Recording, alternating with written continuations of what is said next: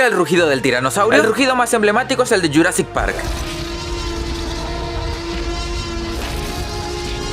¡Hermoso! Pero según estudios, el tiranosaurio sonaba así.